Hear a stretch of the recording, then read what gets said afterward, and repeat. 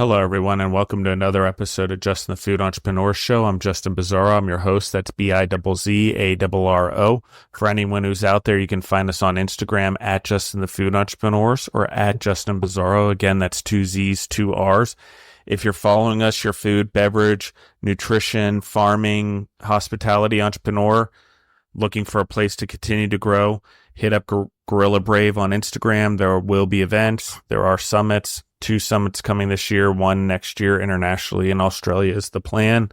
And then we're doing some local networking events in town. So those will have speakers and then networking for all the entrepreneurs. I'm giving you guys what you want.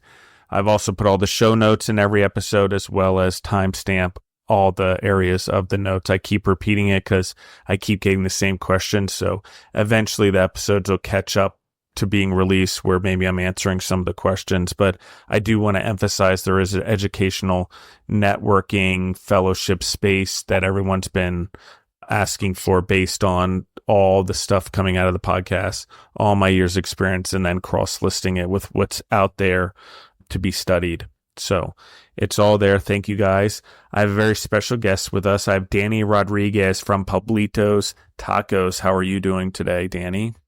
Hey, how you doing? Thank you for having me. Yeah, absolutely. So Danny, let's go back to little Danny and tell your story and how you got into food and why tacos and sort of your journey. All right. So I pretty much I grew up in Burbank, California, but I was born in Peru. My family migrated when I was 10 years old, and little Danny, growing up in Burbank, was thrown into the whole entertainment kind of world by his surroundings. So they would shoot Wonder Years at my junior high. My friend's dad was a director. My other friend's mom was an editor.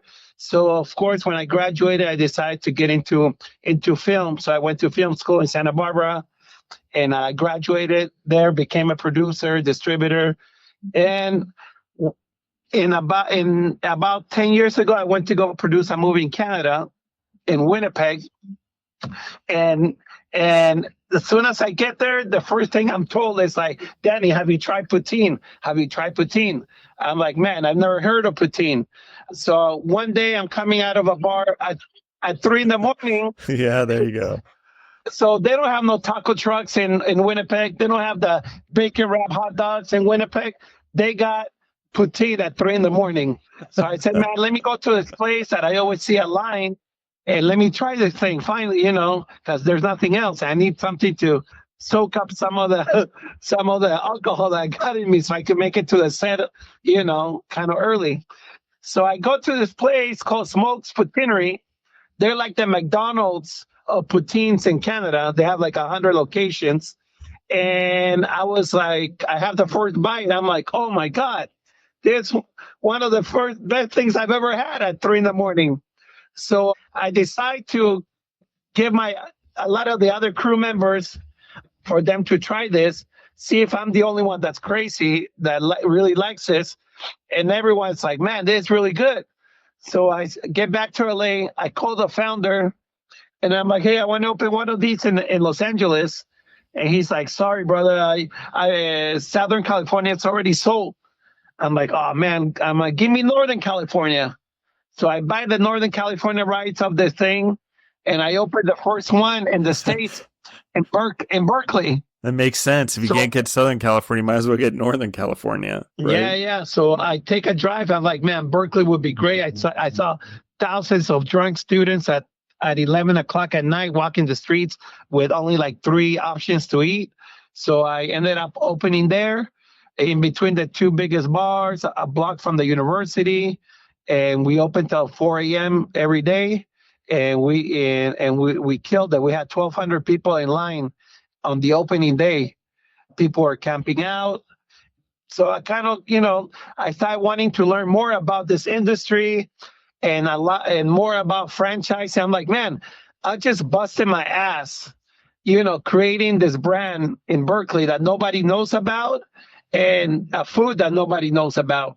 So I'm like, if I did that for food that was all right, after that I learned that everything was frozen, their gravy was powder. The only thing that was fresh was their French fries. other than that, I was like, man, imagine if I take the same things of creating a brand, the cool experience, a fast casual, sales technique of having a fast casual restaurant with not too much staff, but I do it with real good food. So that's kind of where Pablito started being, born out of being involved in that in that business. Well, there's a lot of showmanship in food too, and I want to talk about that because there's a directing and an orchestration. But let's talk about you now are like, okay, I did this. Wow.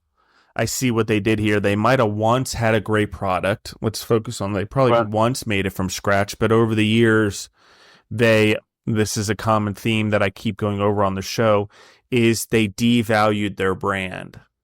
Right. By why? How did they do it? Well, intentionally. You buy cheaper products, your value is going to be less. And people are like, oh, no, you're spreading the margin, make more product. Still less valuable. You just saw the perception there. When we perceive things of value, if you want a business to last and be a truly quality franchise, and I hear this all the time, well, look at all the franchises out there. They already are out there dominating the space. For now, they've just set the standard for an industry. There's plenty of room for those who do it the right way and do it with high quality ingredients and build something. Eventually, the consumers are going to hear what's going on and see it for themselves. And you see it already. Nutritional value, all of that stuff. So go on, Danny. You're touching on a lot of the elements of, I think, why my brand Pablito's Tacos did become successful. Yeah, I love it. Let's go into it. We'll talk about that later on, but we'll get to that. All right. So little Danny's becoming Danny, the food entrepreneur. Well, first he's the franchisee. Danny, the franchisee. Yeah. So talk to me about, was it easy to exit that situation? How do you move on? How do you figure that out? I mean, once I said to myself, hey, I really want to learn the ins and outs of everything that has to do with this industry, I really, rolled up my sleeves, and I was a guy from like opening 9 a.m. till closing at 5 a.m. I mean, it was like 20-hour days. And I was just like wanting to learn, trying to be a sponge and suck up as much as I can learn about labor and food costs and inventory and marketing and everything, So, I did see how they were able to grow to that in 5 years to 100 locations. But there was a lot of things that I didn't like. And I see where their flaws were. Pretty much, they even rushed into opening up a international location. They weren't ready. I had to do a lot of their development for them, being a franchisee. I mean, I had to develop the distributor relationships. I had to develop even their POS had issues. Everything had issues. So, but it kind of helped me in the long run to really go through those growing pains. It made me learn a lot about this being a franchisee. And later, what I would say that as now I'm a franchisor, I don't want to give that experience to any of my franchisees, what I was put through. Yeah, I like this a lot. Let's talk about development of your own concept. How do you pick a starting point? How do you then take the experience you just had? You obviously are like, I'm going to do something fresh. I know I can make it work. Right. I know I can build my own brand if I can do this. So where do you start? How do you build? You already have relationships with vendors and things like that. Right. So these skills stack up. Yep. So at this time, Peruvian food is becoming, not more than a fad. It's becoming, a reality as far as how strong it is in the whole world. The number one restaurant gets named. It's from Lima, Peru. The number 3 restaurant is in Lima, Peru. Number 7 is a culinary destination in the world, 7 years in a row. I mean, and you see all this Peruvian restaurants popping up all over the States. So I said, in LA, there wasn't the fast casual experience, and there wasn't really a strong brand. There was mostly moms and pops Peruvian restaurants. So I said, let me kind of create this brand of this character, Pablito, which the face, if you see it, is a Japanese Peruvian. I wanted to show what Peruvian food is all about, and Peruvian food is that fusion of different flavors of Chinese, Japanese, even Italian, French, African, indigenous, all that put into one gumbo. And that's how we get, Peruvian food and the level that it's at now. So I had a friend of mine. He's a Michelin, rated chef at his restaurants in New York. And I called him up. I go, hey, brother, I'm thinking of doing this, creating like a fast casual brand, but with actual good food and Peruvian and making a couple of changes, making it more mainstream. And he's like, man, let me know when you're ready and I'll support you. I'll go down to LA and I'll help you create a menu. So fast forward 3 months later, I'm like, hey, I'm ready to do this. But the only thing is I'm starting with the food truck. He's like, oh man, I got restaurants in Hell's Kitchen. You want me to go to a truck? I'm like, man, just help me out here, support me. So he comes down and we come up with a menu. We launched the first Peruvian truck in Los Angeles, and we start doing really well, getting the name out there. 3 months later, I find the brick and mortar location that I want in Burbank, and when we put the truck right in the front while we're remodeling, so people can know that, kind of get a taste of what's to come. And we opened up and we did really well with Peruvian food, fast casual, for about 3 years. And then in LA, there's this taco stand boom going around where you see hundreds of people standing at taco stands here in LA. And I get the little light bulb that goes and, turns on. I was like, man, what if in my parking lot, I do a little taco stand where I fuse the best of Mexican and the best of Peruvian into one. And that's Pablito's Tacos is born.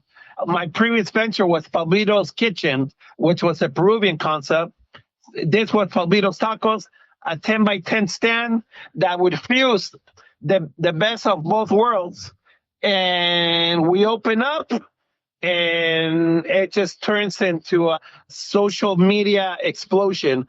It went viral, people driving 2, 3, 4 hours to get to us, lines around the corner for this tacos, and it just went crazy where I opened up about 5 locations in 9 months of these tacos, and it just got crazy.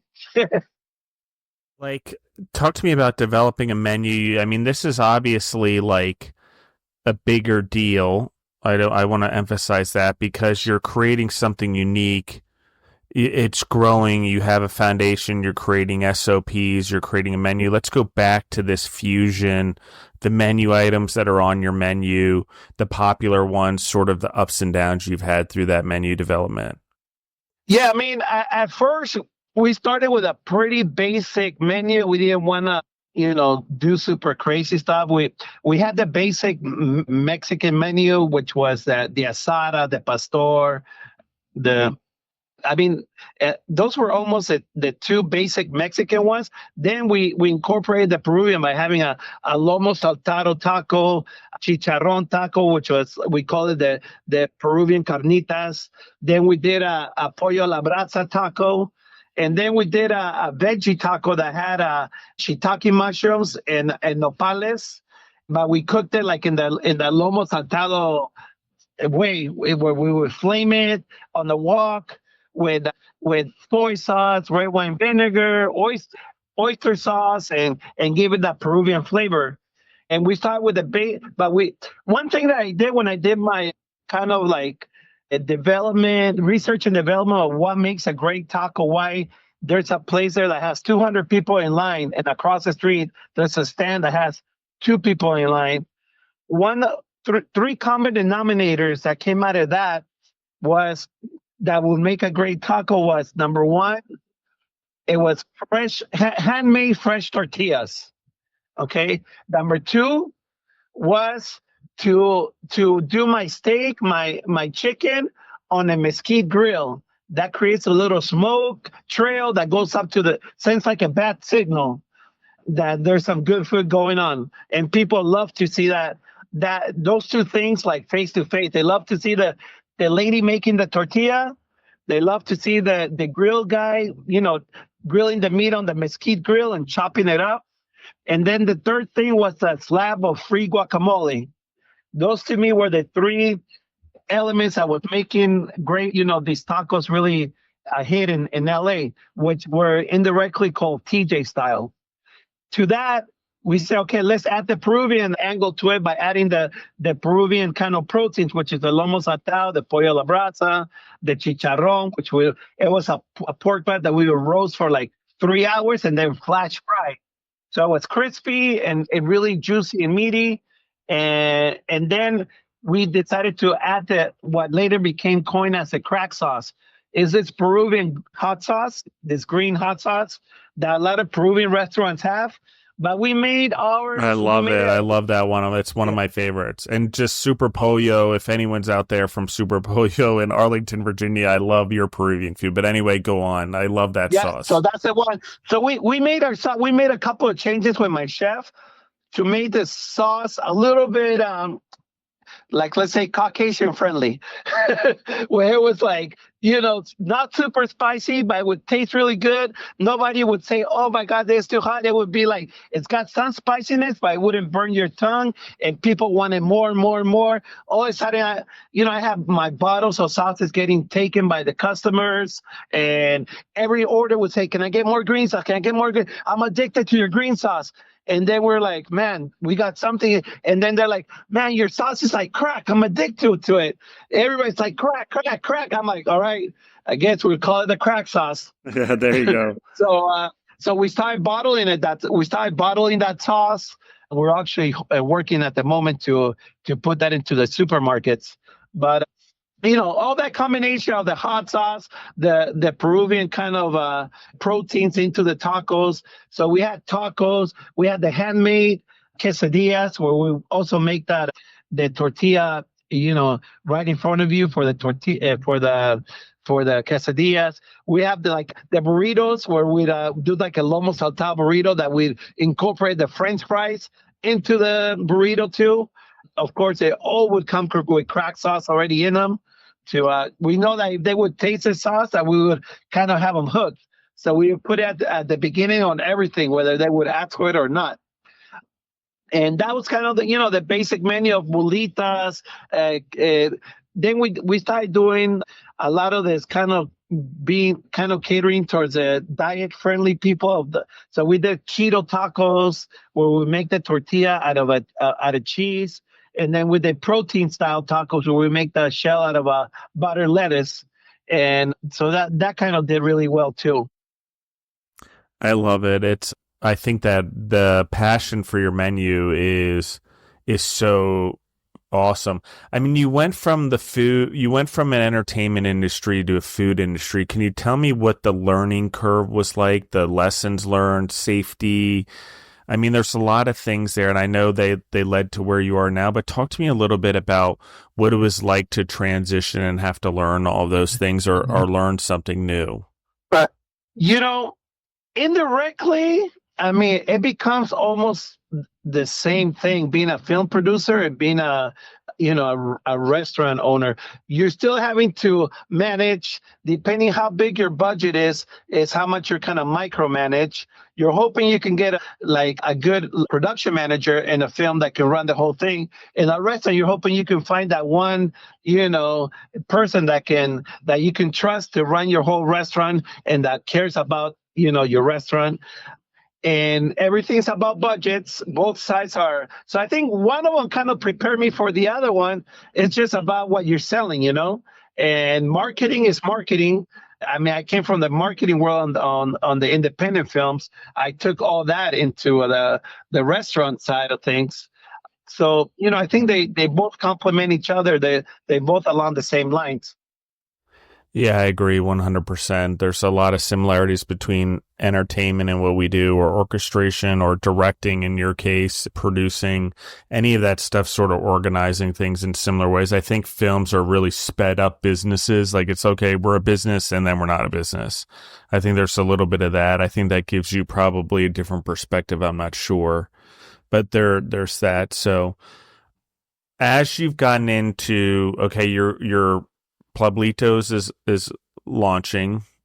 Yep. Talk to me about what you're launching. What is it like to launch your own brand? The initial days, you're getting a lot of positive reaction, crack sauce. What is it like?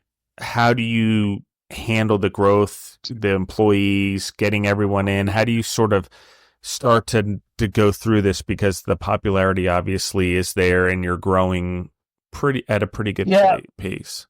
Yeah, I mean, I think we definitely went through the growing pains of growing too fast, where we're just opening up locations everywhere, and kind of what you said about quality control.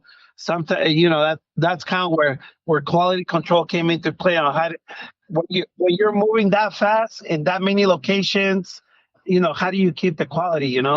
And I mean, we've always tried to keep the quality as far as our vendors. And like, for instance, the meat that we get for our tacos has always been a very high-end USDA choice.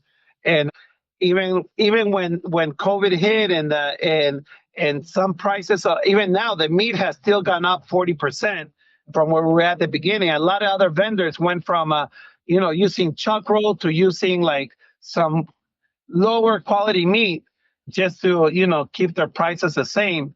We decided to stay, hold our position with the quality, and we never lessen the quality of the meat or portions.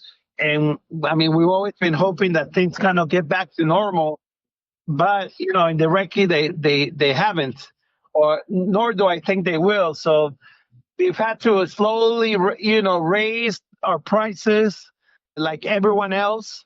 It's not easy in the taco world, because you raise a taco 50 cents and it's like the end of the world, where maybe on higher end restaurants, like $2, $3, $4, you don't feel it. But for some reason on the taco, you raise the prices. It's like, oh man, these guys are charging way too much for a taco. I'm like, man, it is what it is. The meat's double, everything. There's nothing that has not, double in price. This is very true. It's crazy, actually. I don't even, especially over the last, I don't know, whatever many years, 5 years. I mean, the inflation in food's been insane. And it has to go somewhere. We have to pass it on, or we can't be in business. That's just the way it is as a food business. Talk to me about growth strategy. Where do you go from here? How do you handle what's in front of you? Because obviously you're doing well. You want to start growing. How do you handle it? Yeah. So what we ended up doing, we ended up, especially as about 2 years ago. I mean, the frame of mind, the mentality was always create a brand that we can franchise, because I had already kind of bought into that world. I came into Pablito's thinking, okay, this is going to be a franchise. So let's, from our branding to our packaging, everything is like, everything's branded.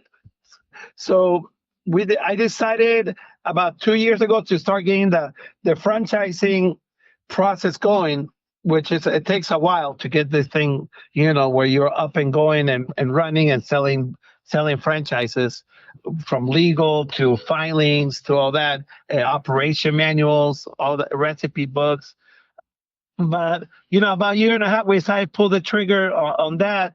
And so at the same time, we're like, man, we have to get our numbers more in control. When I have too many operations, this location has a food cost of this, the other one has a lower one. One has, labor higher, the other one has a lower. So I ended up closing locations that weren't that stable, that I couldn't control that much, just so I can kind of control more the numbers, where I can use those numbers towards my presentation and my franchise. So we ended up just, dialing it down. We kept our brick and mortar in Burbank, and we kept our number one kind of outdoor location in North Hollywood at Circus Liquor, which is a landmark here in Los Angeles. You always see that liquor store in all the movies with the big neon clown. So I ended up keeping those two locations and just tying up our numbers every day. And, all right, why is our labor this? Why is our food cost, at this number? How much are we throwing away? How much are we, everything tying up. So once you have that tying up, then you know that you can replicate or duplicate that system when you're franchising to a potential franchisee. Because, like I said at the beginning, I never wanted to sell a system that cannot be profitable for a franchisee, like I was sold by, the franchise that I bought into. Yeah, I agree. I think that's learning the lesson. I think was a valuable part of your path. I think on the path to be the entrepreneur that you are, you had to see someone else's way of doing, not to do it. So I think that's important. Let's talk about inspiration, motivation, role models, mentors in your life.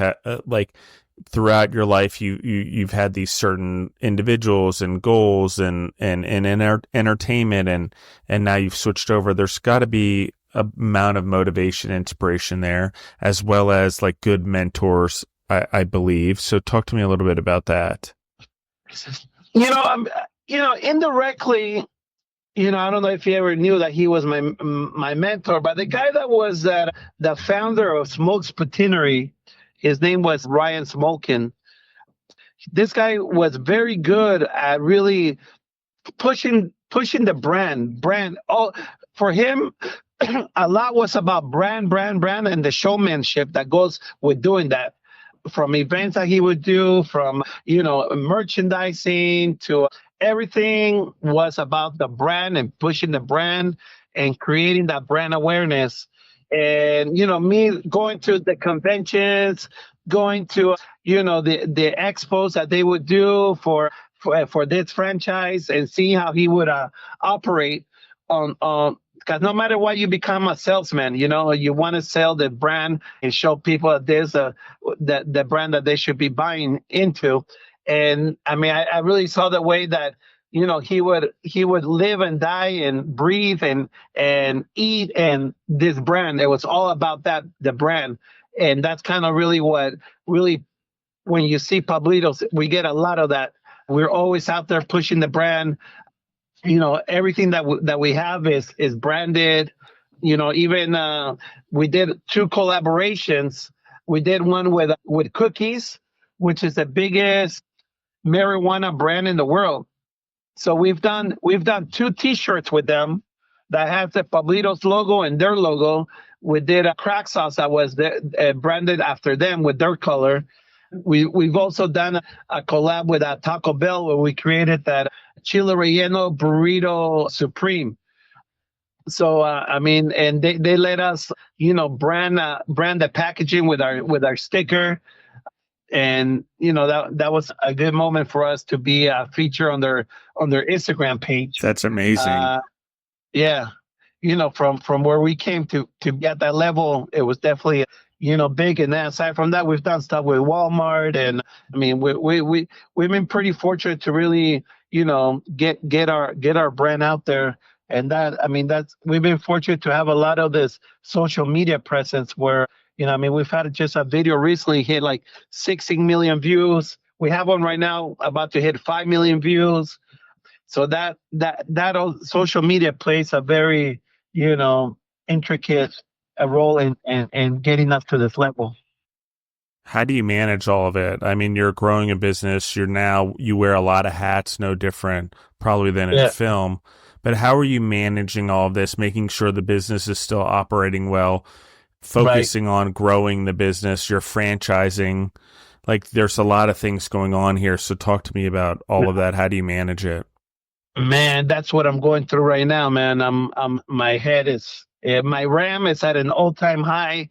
It's like, my brain's always going. And that's where I recently started bringing in some additional kind of more on the corporate side of assistance, guys that have done this before, that have taken companies that were at my level and made them like nationwide brand and presence.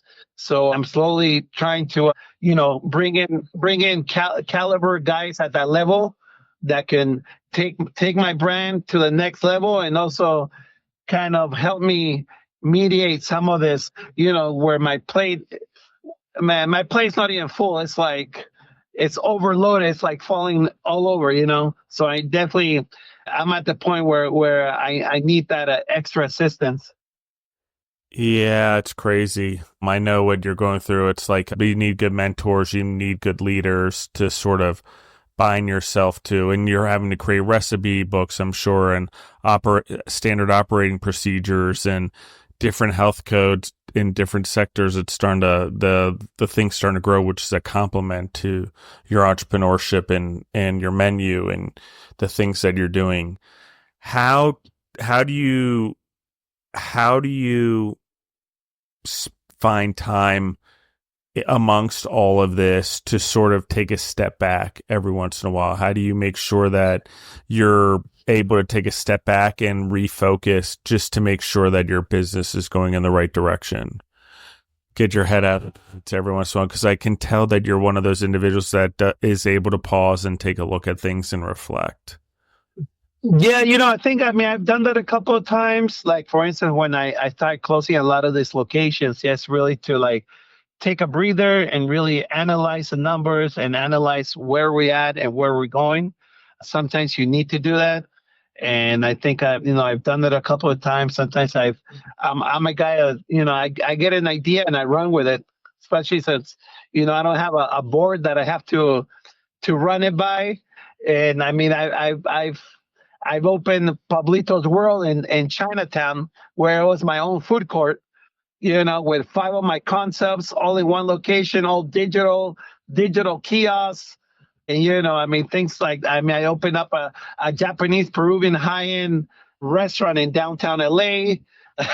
It's been crazy, but, you really do need to sometimes just step back and look more intelligently of where you're at and where you're going, and really, have more control than sometimes. So, quality is more valuable than quantity. So that definitely always, that mentality I think always helps. Especially, you brought it up earlier about quality. When restaurants grow a little too fast, you might go to a location that the quality is not as good as another location, and things like that.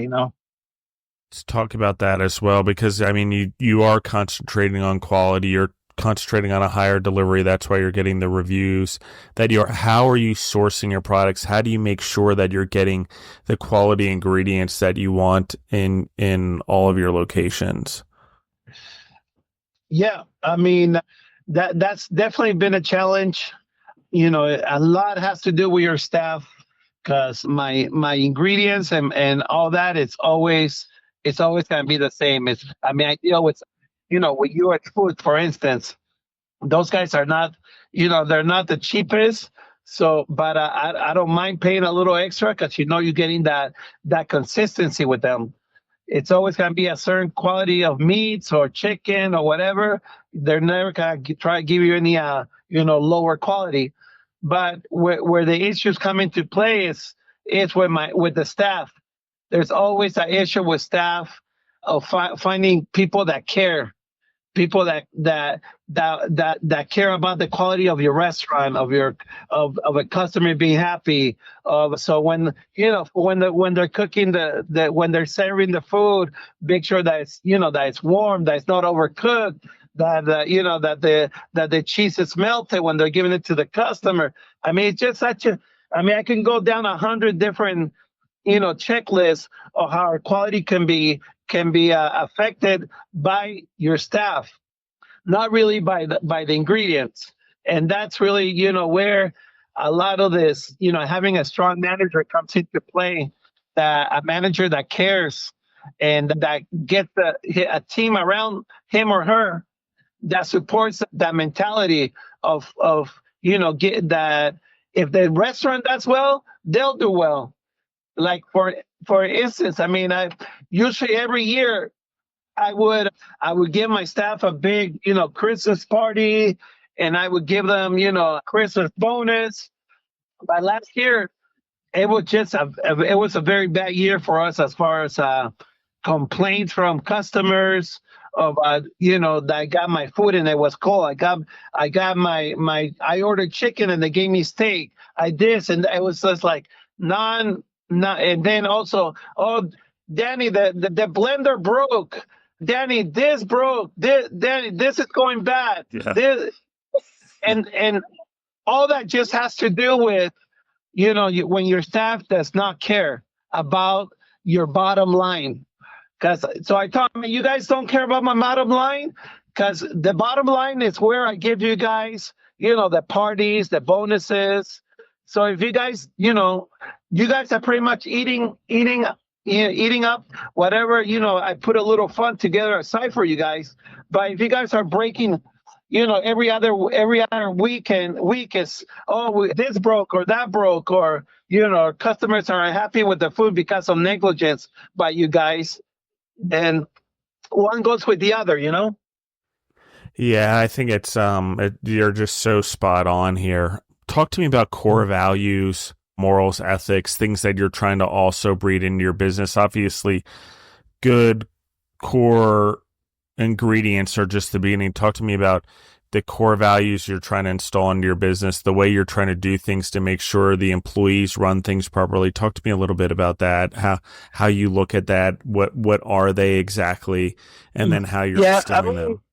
Yeah, I mean the core values are almost, they're pretty basic. They're not rocket science, and we're not trying to get super, theoretical on our values. It's pretty much, the customer is what makes us.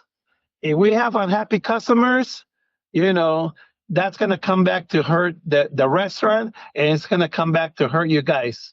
So we have to do whatever is necessary for a customer that's giving us the opportunity by walking into our doors to serve them, to spend their hard-earned monies in our food, and us not giving them the proper, service, not smiling, not greeting them, not serving the order that they're expecting from us, then that's a huge loss for our restaurant, and indirectly it becomes a loss to you guys.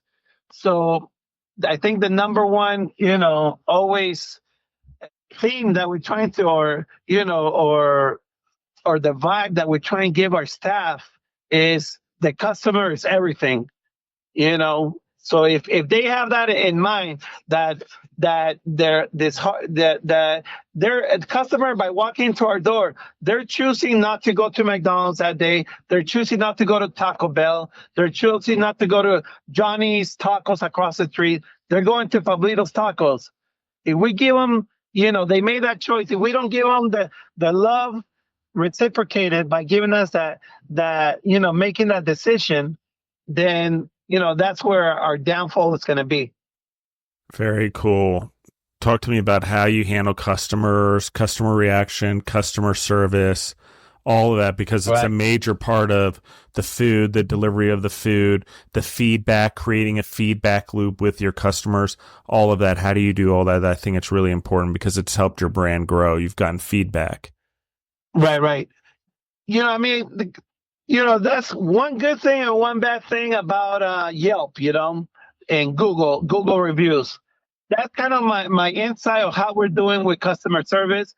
It's a little bit sad with Yelp or those guys that sometimes they're a customer much faster to give a bad review than give a good review.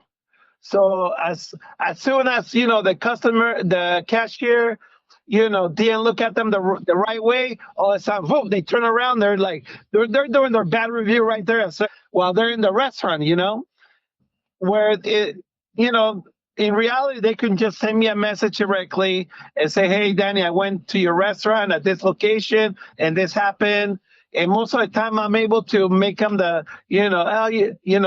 make good of the situation by apologizing and offering them something free, or come back the next time, I'll meet you there, and something that can make the situation better. But where these people think that they have the power by giving a 1-star review, not really knowing how much you're hurting a restaurant by doing that. That's kind of that's kind of the bad part of Yelp and Google. The good thing is like I went into this restaurant and the cashier was in the bathroom for like 10 minutes and I had to wait for him to come out. Things like that kind of give me an insight what happens when I'm not there. So it's a balance of those two, the good and the bad and the ugly, the good and the bad of having this third party review platforms. Yeah, absolutely. Thank you, Danny, for coming on the show. Talk to me a little bit about anything that you wish you would known years ago that you know now as you got into food, or anything you think would help any food or beverage entrepreneurs out there that are trying to get started or in your position. Right. Please just, if you could help anyone, what would it be? Or yourself? Right. Yeah, I mean, something that I know now that I wish I would have known then, man. If I would have known then what I do now, I don't know if I would have got into the to the food industry, because it's definitely, I think it's one of the hardest industries to break through, to really get to a point where you're profitable and you're headache free, and that you don't have to be at your location 14 hours a day. So that's definitely, to somebody that's starting out, I would say it's definitely one of the hardest industries to get into, to become successful. But when you do become successful, it could be one of the best industries to be in. I agree with you 100%. Thank you, Danny, for coming on the show. I really appreciate everything that you're doing and the jobs that you're creating. I'd love to have you back on again when you're ready to continue to tell your story, or you reflect back on this and want to talk more, especially about leadership. I think there's a big part of that as well to your story. I think you're a strong leader. I can feel it in the way that you lead. I think that's part of the success you're seeing, as well as everything is being strongly led.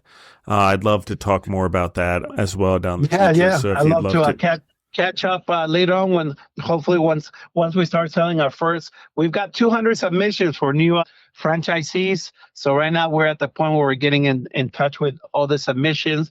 But hopefully we have another follow-up interview, and once we have some of our first set of franchisees, and maybe I'll bring one on the call and see how it's been.